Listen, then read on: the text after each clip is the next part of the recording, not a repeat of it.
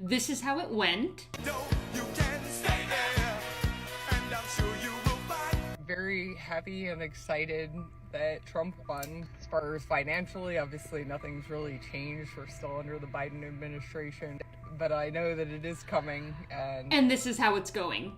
so I admit I regret my vote for Donald Trump. I regret it because I needed these changes sooner. I needed the prices to go down sooner so that I didn't drain out my bank account. Yeah, you regret your vote. And you know what? You're saying that you regret your vote. You're on video here crying your eyes out because you learned the hard way that Donald Trump does not mean lower prices for you.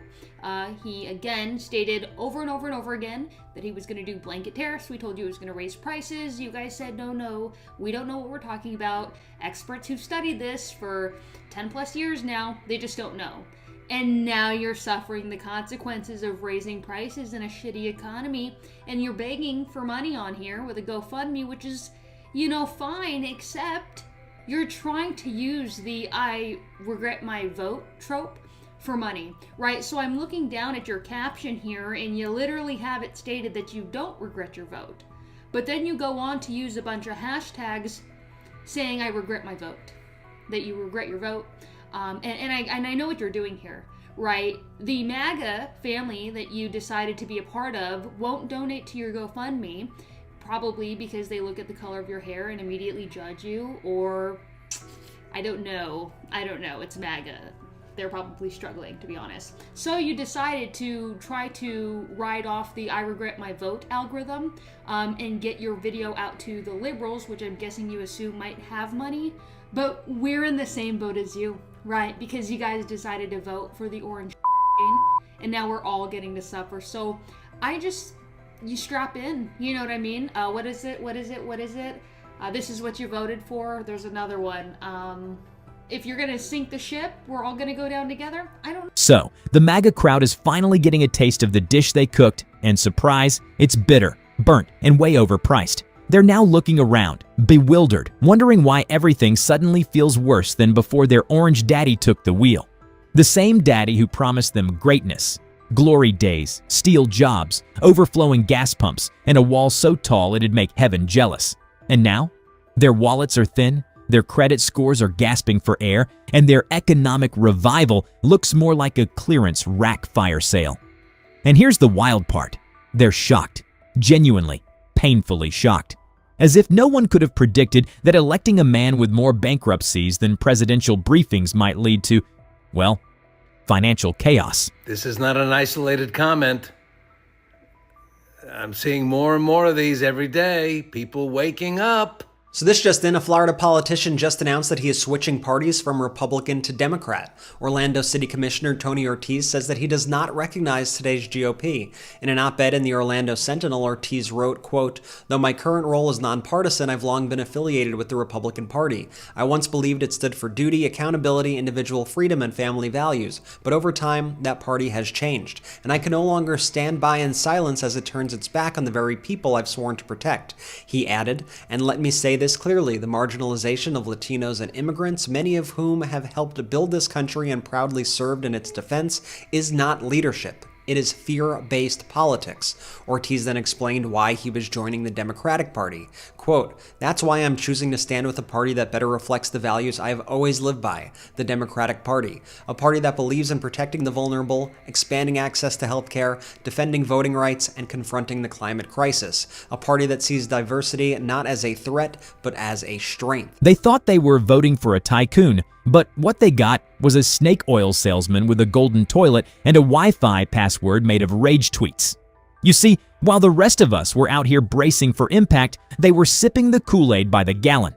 They clapped when tariffs tanked trade, called it winning when allies pulled out of global deals, and laughed when critical safety nets like healthcare and food aid were gutted. They truly believed they'd be immune to the fallout, as if chaos only hits coastal elites and liberal arts grads. But karma. Oh, karma doesn't check voter registration. And now it's knocking hard. Prices are skyrocketing, wages are crawling, and somehow the only great thing in their lives is the stack of unpaid bills on the kitchen table. And guess what?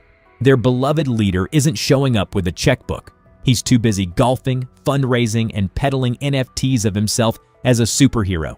Literally. And now they're crying. On TikTok, on Facebook, in church parking lots, asking for help, for donations, for someone, anyone to step in and ease their suffering. They want empathy from us. The same people they called lazy, entitled, soft. The same Americans they mocked for wanting healthcare, student debt relief, and a living wage. Now they're launching GoFundMes to pay for insulin. They're in food banks. They're overwhelmed by rent hikes, grocery receipts, and childcare costs, and they're begging the very people they laughed at for compassion. And I've got to say, it's rich, because this wasn't just an economic bet gone wrong. This was a full-on moral high horse gallop straight into a ditch. And to the people who say we shouldn't be insulting MAGA just because they believe different than us, you're wrong, actually. We should be insulting them more, and we should have been insulting them from the very beginning. Maybe if we had insulted them and we had publicly shamed them and let them know that the way they think, the way they behave is completely unacceptable, then we wouldn't be in the situation we're currently in, where we have Nazi sympathizers in office, and we have people who are Nazi sympathizers running around letting their inside thoughts be outside thoughts without them getting punched in the face. Maybe if you had told your racist ass grandma to shut the up, this is the 2000s, we don't talk like that, we don't act like that anymore, and I'm not gonna sit there and still continue to be part of your family. If you act like that, if you treat people like that, maybe she would have felt bad about herself and shut the up. Maybe if you had told your homophobic ass coworker that he was a smelly ass loser, and that's the reason why no man or woman wanted to touch him, and that's why he's so angry. Maybe if he had called out that xenophobic ass bitch in church who kept talking about illegal immigrants because Jesus would have hated her and her entire cunt ass personality, maybe she would feel bad and shut the up. So insult and shame those motherfuckers for their loser ass behavior, because I'm not enabling it. Why are you? Like and follow if you believe Donald Trump is the worst president we have ever had. Millions of Americans can lose healthcare coverage, according to nonpartisan Congressional Budget Office, which evaluated a Republican proposal for the upcoming budget reconciliation process that could pull back on Medicaid expansion. And as a result, more than 5 million Americans could lose healthcare coverage. So today, the CBO, which is a nonpartisan organization, released an estimate about a controversial policy that some Republicans are pushing that would essentially reduce the federal share of payments in the joint state-federal program in states that have expanded Medicaid across the country. And as a result, according to the CBO, more than 5.5 million Americans can lose coverage if Republicans go through with this agenda. Now, in addition, if Republicans cap federal spending in states that have expanded Medicaid, then that could lead to more than 3.3 million losing coverage. They wanted to hurt people, let's be honest. They voted for cruelty wrapped in a red hat. They wanted immigrants out, liberals silenced, the poor punished, and the rich unleashed. They wanted to see the world burn, as long as it didn't touch their lawn. But now that the flames are licking their front porch, they're confused. They're asking why the rest of us won't help put it out. They're wondering where the water is, the empathy, the bailout, the shoulder to cry on. Well, maybe it's where their daddy is. Ask him. Ask him why your groceries cost more than your car payment. Ask him why your town's factory never reopened. Ask him why you can't afford to send your kid to the same college he promised he'd make cheaper. Or maybe, just maybe, it's time for a little self-reflection, a little reckoning. Because empathy isn't a vending machine. You don't kick it for not dispensing what you never put in. And now, the same people who laughed when others suffered are begging not to be laughed at. So here's the question. Do they deserve our compassion? Or do they need to sit in the mess they made a little longer? Let me know what you think in the comments. And if you're still hungry for stories that challenge the narrative and stir the pot, go ahead, like and subscribe to Trend Feed. The next one's coming in hot. And trust me, it's not what you think. Of course, you have the Declaration of Independence. What does it mean to you? Well, it means exactly what it says. It's a declaration. It's a declaration of unity and love and respect, and it means a lot. And it's something very special to our country. He doesn't know what the Declaration Declaration of Independence. He's the president. He doesn't know what well, he can't read. Of course he can't read. He doesn't know what the Declaration of Independence is. He's the president.